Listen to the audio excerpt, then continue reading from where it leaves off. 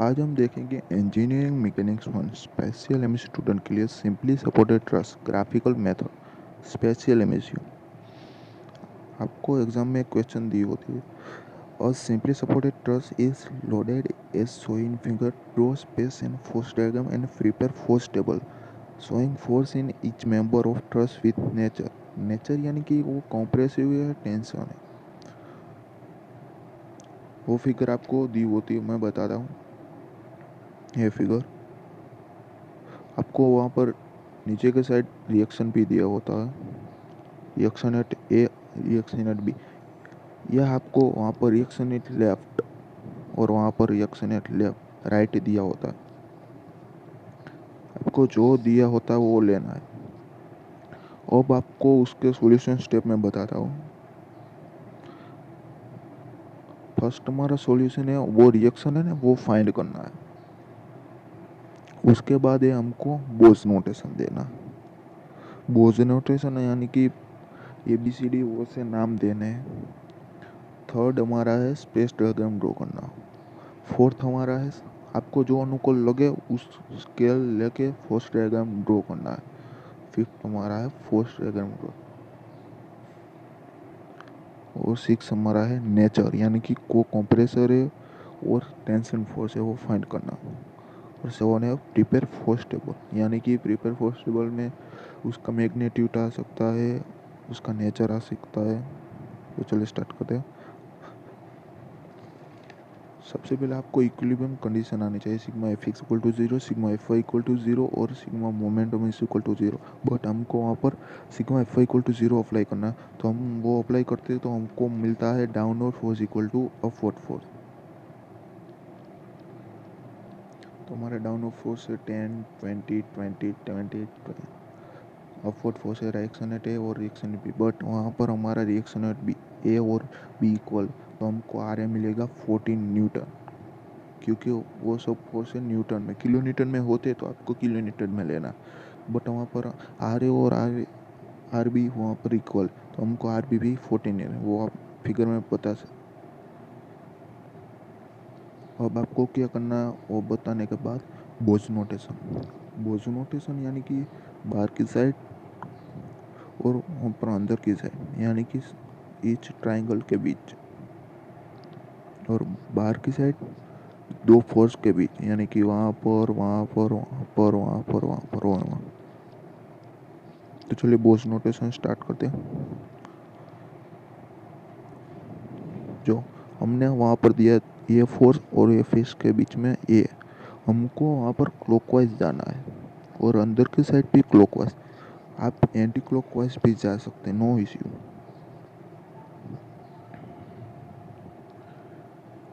ऐसे हमको A B C D जैसे नाम दे दें, और अंदर की साइड वहाँ पर ट्राइंगल के बीच में आपको 1 2 3 4 नाम, वहाँ पर बाहर की साइड हमको ए बी सी डी नाम दे दिया। अब अंदर की साइड 1 2 3 नाम दे देते। जैसे हमको अंदर की साइड 1 2 3 4 5 6, तो ये हमारा हो गया बोझ नोटेशन खत्म। तो ये हमारा हो गया स्पेस डायग्राम। ये आपको फेस डायग्राम एग्जाम में ड्रॉ करना है। स्पेस डायग्राम ड्रॉ करना है, इसका मतलब क्या है, जो फिगर दी है उसमें बोझ नोटेशन ड्रॉ करके ही उस फिगर को ही आपको कॉपी लगाना। तो ये हमारा हो गया स्पेस डायग्राम। अब आपको ड्रॉ करना है फोर्स डायग्राम।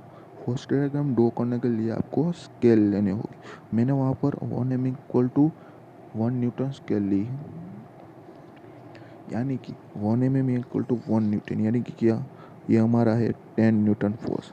तो 10 न्यूटन है तो हमने स्केल ली 1 m इक्वल टू 1 न्यूटन, तो 10 न्यूटन इक्वल टू कितना था, 10 mm। वैसे हमारा 40 है तो 40 mm, वहाँ पर 40, 10 10 mm, 20 न्यूटन तो 20 mm। इसे तो ये हमारा हो गया स्केल। सबसे पहले आपको ये पता होना चाहिए कि ये ए बी क्या है। वो ए बी क्या है, ये वर्टिकल लाइन यानी कि 10 kN वाला फोर्स। और ये बी और सी क्या है, ये हमारा 20 kN वाला। और सी और डी ये हमारा डी और डी से ई ये क्या है A20, ई से एफ ये 10 और एफ से जी ये 40 वाला और जी से ये 40 वाला 1 2 यानी कि ये वर्टिकल डॉटेड वाली लाइन 2 से 3 ये 3 से 4 ये 4 से 5 ये और 5 से 6 ये डॉटेड लाइन मैंने क्यों बनाई क्योंकि एग्ज़ाम में ये डॉटेड लाइन आपको दी है या नहीं दी आपको ये लाइन बना ही देना है क्योंकि ये एग्जाम्पल आपको इजी बना देता है।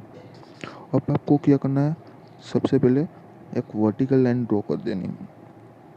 अब आपको हमने वहाँ पर बोजमटन क्लॉकवाइज दिए तो हमको ये क्लॉकवाइज ही उस फर्स्ट डायग्राम में बताना है। तो हम चलो स्टार्ट करते हैं वहाँ ए से क्योंकि हमने बोज नोटेशन ए से दिया था। ये हमारा ए से बी यानी कि ये 10 किलोमीटर हो रहा वर्टिकल एंड डाउनवर्ड डायरेक्शन में तो वहाँ पर फर्स्ट डायग्राम में भी हमारा वर्टिकल और डाउनवर्ड डायरेक्शन में आएगा। हमारा वहाँ पर है 10 न्यूटन तो हमको यहाँ फर्स्ट डायग्राम में बताना है 10 mm। तो चलिए स्टार्ट करते हैं। ये हमारा वहाँ पर और 10 न्यूटन तो 10 mm डाउनवर्ड डायरेक्शन में आएगा 10 mm।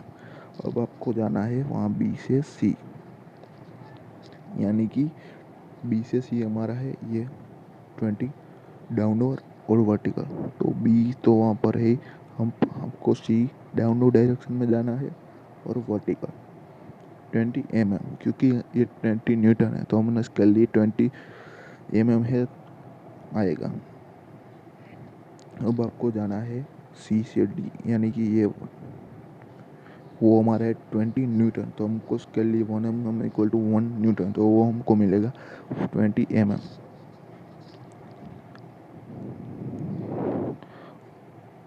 अब आपको जाना है वहाँ डी से ई यानी कि ये 20 वो भी डाउनलोड है सो वर्टिकल 20 है तो वो भी हमारा मिलेगा 20 mm। अब आपको जाना है वहाँ ई से एफ वो डाउनलोड 10 न्यूटन तो हमारा होगा 10 mm। अब हमारा दो फोर्स ये और ये दोनों बाकी ये हमारा है यह फोर्स हमारा है जी से एफ से जी और ये हमारा है जी से ए तो हमारा ये जी से एफ वाला ये फोर्स हमारा कितना 40 न्यूटन तो हमको कहाँ वो वर्टिकल और अपवर्ड डायरेक्शन में तो वहाँ फोर्स भी डायरेक्शन में फिर वर्टिकल और अपवर्ड डायरेक्शन में वो बताना यानी कि वो 40 न्यूटन है तो ऑलरेडी हमारा 10 न्यूटन है 10 न्यूटन है उसके बाद ये 20 यानी कि 30 हो गया और हमको अजी 10 mm की ज़रूरत है तो उसके हाफ करने से हमको मिलेगा उसका 10 mm तो ये हमारा हो गया 40 mm 40 mm यानी कि वो हमारा आएगा इसके सेंटर में तो जी हमारा आएगा उसके सेंटर में तो हमारे जी आ गए। अब आपको ये फोर्स बाकी है वो हमारा है जी से ये यानी कि ए से जी बट हमारा जी से ये वहाँ पर ऑलरेडी आ ही गया क्योंकि हमने ए से ही स्टार्ट किया था तो हमारा जी से ही हमारा 40 ऑलरेडी आ चुका। अब मैं आपको ये बात बताता हूँ वहाँ पर हमने बोझ नोटेशन दिए है वो सब कैपिटल और फर्स्ट डायग्राम में जो आएगा वो स्मॉल आएगा। रेडी। अब आपको क्या करना है वहाँ जी में से वहाँ पर आपको एक हॉरिजॉन्टल लाइन बनना है तो हम बन जाते हैं। अब आपको वहाँ से स्टार्ट करना है कितने मेंबर है एक ये एक C3 वाला एक ये वाला एक ये वाला ये वाला ये वाला ये वाला और ये वाला वो सब हमको वहाँ पर फर्स्ट डायग्राम में बताना है।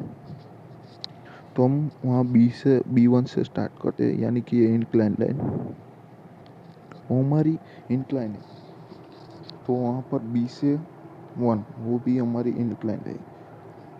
ये लाइन और ये लाइन एक दूसरे को पैरेलल आनी चाहिए तो हम ड्रॉ करते हैं।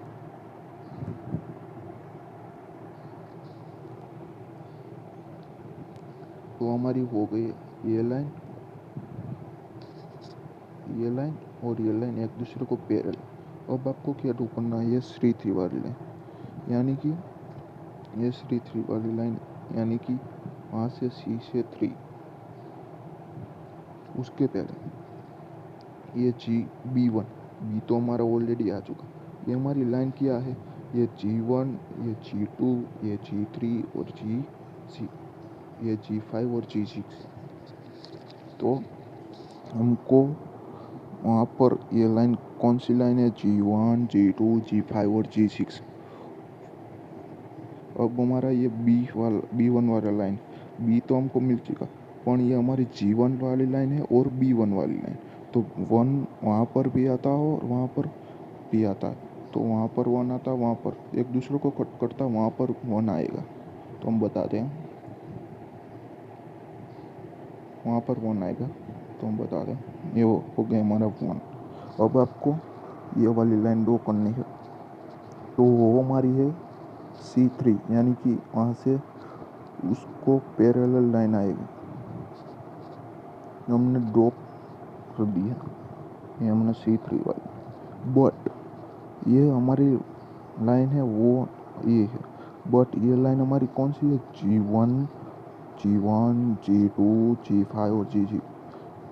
इस लाइन में 3 आता ही नहीं, तो वहाँ पर 3 नहीं आएगा, क्योंकि ये लाइन में 3 नहीं आता है, बट ये लाइन में आता है, तो ये लाइन में 3 नहीं आएगा, इसलिए वहाँ पर 3 नहीं आएगा, क्योंकि उस लाइन में 3 है ही नहीं। इस लाइन में 1, 2, 5 और 6 है, तो 3 वहाँ पर नहीं है, तो हमको पता नहीं है, तो आपको ड्रॉ कर देनी है, अब बाद में आपको पता चल जाए। अब आपको ये वाली लाइन D4, यानी कि ये D4, यानी कि वहाँ से आपका आएगा ऐसा, उस लाइन और इस लाइन एक दूसरे को पैरेलल होनी चाहिए। जो हम ड्रॉ करते हैं, ये हमारा D4। अब वहाँ पर वो लाइन कट करती है, तो वहाँ पर आएगा हमारा 4, वहाँ पर आएगा 4, तो हमारा 4 है, तो हमारी 4 ये वाला कंप्लीट हो गई। बट हमारी वो 4 वाला लाइन उससे भी मैच है, ये 4, 3, यानी कि 3, 4 ये लाइन को भी मैच है, तो हमारी 3, 4 ये वर्टिकल लाइन है, वर्टिकल लाइन, तो हमारी 4 से वहाँ पर वर्टिकल लाइन आएगी, तो हम ड्रॉ करते हैं 4, तो हमको पता चल गया कि ये हमारी हो गई 4, 3, तो वहाँ पर मैच करता है, तो हमारा आएगा वहाँ पर 3, तो हमको पता चल गया ये हमारी C3 वाली लाइन, तो C3 कहाँ पर आएगा, वहाँ पर है, और फिर ये वर्टिकल लाइन भी कंप्लीट हो गई। अब आपको ये वाली लाइन ड्रॉ करनी है G1, E1, यानी कि ये वाली लाइन, तो ये हमारा हो गया कंप्लीट फर्स्ट डायग्राम। ये लाइन ऑब्वियसली 1 और G और ऐसे ही आनी चाहिए, यानी कि इस लाइन को पैरेलल आनी चाहिए, उस लाइन पैरेलल आएगी तो आपका फर्स्ट डायग्राम सही होगा, वो नहीं आती तो आपका फर्स्ट डायग्राम गलत हो। अब आपको ये सब रब कर देनी है, तो रब कर सकते हैं, यानी रखनी है तो रख सकते हैं, तो हम रब कर देते हैं। तो चलिए अब बाद में रब करते हैं। ये हमारी हो गई E6, तो हमारा E6 बाकी था, तो हमारा E6 वाली लाइन है वो, यानी कि है वो E6 वाला, तो ये हमारा ड्रॉ कर दिया E6 वाला लाइन, ये वाला, ये वो लाइन और वो लाइन एक दूसरे को पैरेलल होना चाहिए। अब वो लाइन वहाँ पर 6 क्यों आया, क्योंकि उस लाइन में मैंने पहले ही बताया था 1, 2, 5, 6 उस लाइन में, और इस लाइन में G6, यानी कि ये E6, यानी कि ये G6 लाइन उस लाइन में है, और ये E6 वो वाली लाइन, तो एक दूसरे को वहाँ पर मैच करता है। वहाँ पर ही क्यों सिक्स आया, मैं उसलिए बताता हूँ कि ये जी वाली लाइन इस सिक्स वाली लाइन से मैच करता है, फाइव वाली लाइन से भी मैच करता है, टू वाली और वन वाली, ये चार मेंबर से मैच करता है, तो वहाँ पर ही आएगा। हमने ड्रॉ कर दिया टू, टू वाली लाइन, ये G2 मैंने पहले ही बताया था। इस लाइन में 1 2 5 6 वो है तुम्हारा टू वाला लाइन G2, यानी कि हमारा है ये वाला लाइन G2, यानी कि हमारा है ये वाला लाइन। वो हॉरिजॉन्टल क्यों आएगा, उसका रीज़न है कि G2 हमारा है हॉरिजॉन्टल, यानी कि ये है हमारा G2, ये हमारा G1, ये हमारा G5, ये हमारा G6। अब हमारा बाकी रहा 5, तो ये हमारा है C5, तो हमारा C5 भी हॉरिजॉन्टल है, तो उस लाइन में आएगा, तो वहाँ पर ही हमारा आएगा, वहाँ पर ही हमारा आएगा 5। तो हमारा हो गया ये फोर्स डायग्राम कंप्लीट। अब आपको वहाँ इस लाइन को रब करनी है तो कर सकते हैं, तो चलिए कर देते हैं। तो ये हमारा कंप्लीट फोर्स डायग्राम आ गया। अब आपको नेचर का बोला था कि क्वेश्चन है नेचर फाइंड करना, नेचर। तो नेचर यानी कि ये वाला मेंबर, ये वाला मेंबर, ये वाला, ये वाला, ये वाला, ये वाला, ये वाला, ये वाला, उसको आपको पता होना चाहिए कि ये कंप्रेसिव है या टेंस। उसके लिए आपको मैं एक ट्रिक बताता हूँ, तो चलिए स्टार्ट करते हैं।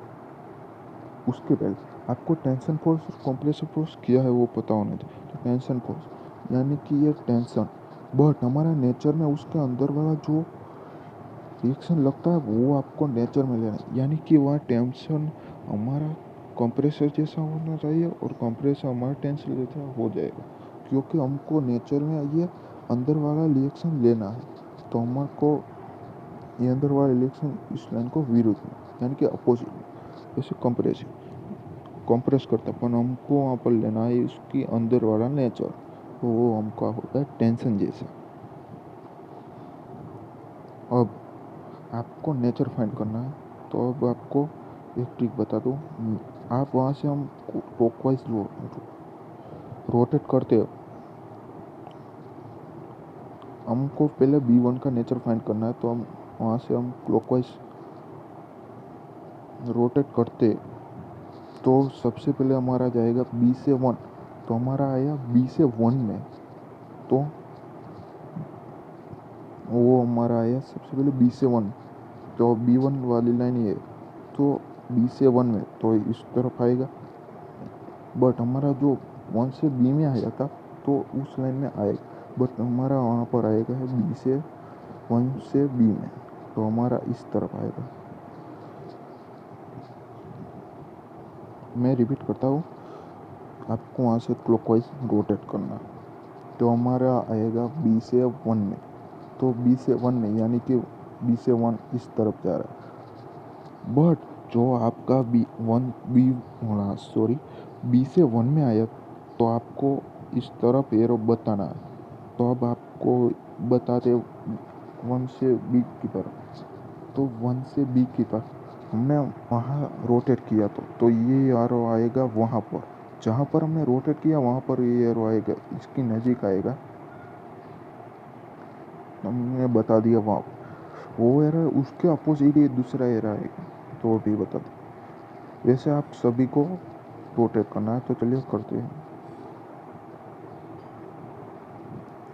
वहाँ पर हम रोटेट करते हैं, तो हमारा जाएगा 3 से C में, तो हमने बताया था ये 3 से C में, तो ये रो यहाँ पर आएगा उसके नज़दीक।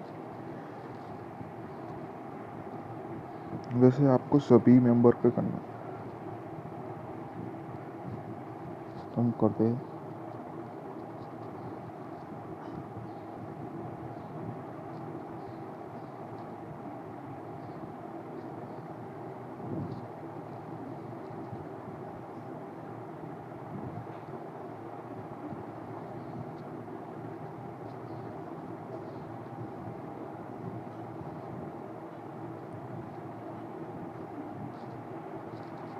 आपको ये नहीं आता तो मैं शॉर्टकट एक ट्रिक बताता हूँ।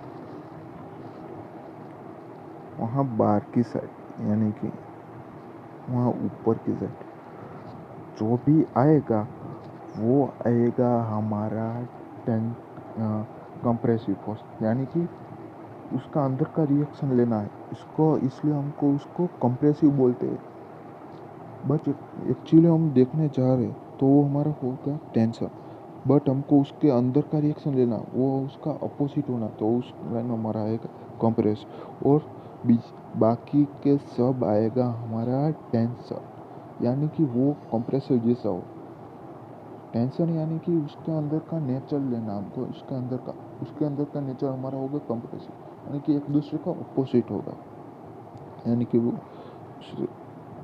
वहाँ पर हमारा आएगा टेंसर और वहाँ पर बाकी के सब पर आएगा कंप्रेसिव।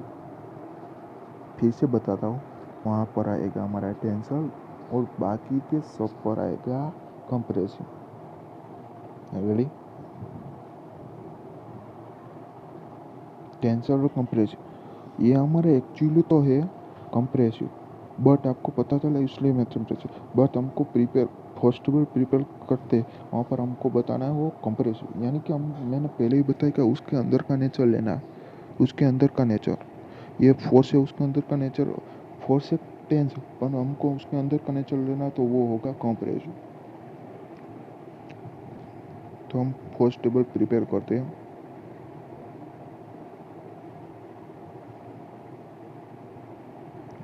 हमारे ये दो बाकी थे तो हम बता देते हैं।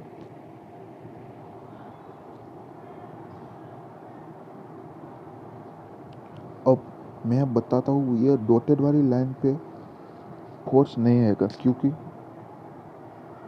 उसका एक रीज़न है। ये डॉटेड वाली लाइन यानी कि ये लाइन क्या है, डॉटेड वाली लाइन वो हमारी है 1 2 वाली लाइन, 1 2 वाली लाइन।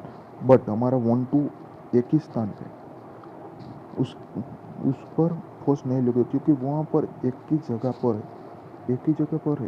इसका वो डॉट वाला उस पर फोर्स नहीं लगेगा, जैसे वहाँ पर 5 6 वो भी एक ही जगह पर, इसलिए उसके ऊपर फोर्स नहीं लगेगा। अब आपको ये हमारा फोर्स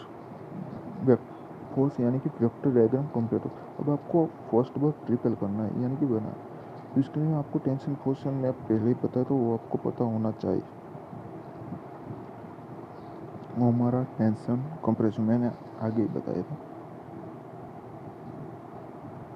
आपको फर्स्ट बार प्रिपेयर करना है, वहाँ पर मेंबर आएगा सबसे पहले B1, यानी कि ये B1 और ये वो एक दूसरे यानी कि वो एक इक्वल ही होगा क्योंकि वो और वो वाला वो इक्वल ही होगा, ये वाला और ये वाला ये सब इक्वल ही होगा। उसका मैग्नीट्यूड आपको B1 वाला लाइन, ये वाला लाइन, उसको आपको स्केल से को मापना है। और मुख्य जिसके वो हमारा आएगा, मानते हैं कि वो हमारा है 6 mm, तो हमको वहाँ पर mm में नहीं बता रहा, वो मैंने बताया कि हमको न्यूटन में बता रहा, तो हमको mm में से न्यूटन में कन्वर्ट करना। वहाँ पर स्केल लिए 1 mm इक्वल टू, वहाँ पर हमने स्केल लिए 1 mm इक्वल टू 1 न्यूटन, तो हमारा आएगा, मानते हैं कि 6 mm आए, तो हमारा वहाँ पर बताना है हमको 6 mm, वहाँ पर आया, वहाँ पर हमको मिलेगा 10 न्यूटन मिलेगा, तो वहाँ पर हमको बताना है 10 mm, सॉरी वहाँ पर हमको मिलेगा 10 mm, तो वहाँ पर हमको बताना है 10 न्यूटन। वैसे C3 और D4, ये C3 और D4 इक्वल आएगा। आपको मापने के बाद पता चल जाएगा इक्वल ही आएगी, आप ड्रॉ करते हैं तो आपको पता चल जाएगा। ये हमारी C3, ये हमारी C3 वाली है और ये वाली इक्वल ही आएगा। उसको आपको मानना और आपको आएगा, मानते हैं कि 5 mm है, तो वहाँ पर हमको बताना है 5 न्यूटन। जो आपका mm में आया उतना ही आपको न्यूटन में आएगा, जो आपने ये स्केल ली है। तो C3 और D4, C3 और D4 आएगा हमारा कंप्रेस। ये C3 और ये D4 मैंने बताया वो एक्चुअली है टेंशन, बट हमको नेचर में लेना उसके अंदर का रिएक्शन। उसके अंदर का रिएक्शन है कॉम्प्रेसिव। जो आता है उसका अपोजिट लेना है, इतना आपको याद रखना। जो आता है उसका अपोजिट, वो हमारे टेंशन है तो वहाँ पर हमको कॉम्प्रेसिव लेना है। वैसे आपको सबके, और अब मैं बता रहा हूँ ये 1 2 और 5 6 यानी कि ये 1 2 वाला डॉटेड वाला लाइन और 5 6 वाला लाइन, और मैंने डैश बचा क्योंकि वहाँ पर फोर्स ही नहीं लगता, मैंने बताया। और उसका मैग्नीट्यूड भी जीरो ही आएगा 1 2, यानी कि वहाँ पर एक ही स्थान पे उसकी कोई नहीं आएगी, जीरो ही न्यूटन आएगा, उस पर फोर्स ही नहीं लगता। ऐसा आपको सबके नेचर और उसके मैग्नीट्यूड फाइंड करना है। आपकी एग्ज़ाम में इतना करना है तो आपको 40 से 60 मार्क कंप्लीट मिल ही जाएगी, इतना करते हैं तो। ये आपका हो गया क्वेश्चन सम, आपका क्वेश्चन हो गया। तो आपको एग्ज़ाम में ये इतनी बाबत को ध्यान में रखनी है। मैं फिर से बताता हूँ आपको, सबसे पहले रिएक्शन ए और बी फाइंड करना है, उसके बाद आपको बोस नोटेशन देना है, उसके बाद आपको स्पेस डायग्राम ड्रॉ करना है, उसके बाद आपको फोर्स डायग्राम ड्रॉ करना है। उसके लिए आपको स्केल लेनी हो तो स्केल लेनी है, उसके बाद आपको फोर्स डायग्राम ड्रॉ करना है, उसके बाद आपको नेचर स्पेस डायग्राम में बताना है। वहाँ पर नहीं बताओगे तो चलेगा, बट यहाँ पर कंपलसरी बताना ही है। उसके बाद आपको फोर्स टेबल प्रिपेयर करना है। फोर्स टेबल यानी कि ये हमारा टेबल बना है वो हमारा फोर्स टेबल, तो ये आपका क्वेश्चन हो जाएगा कंप्लीट।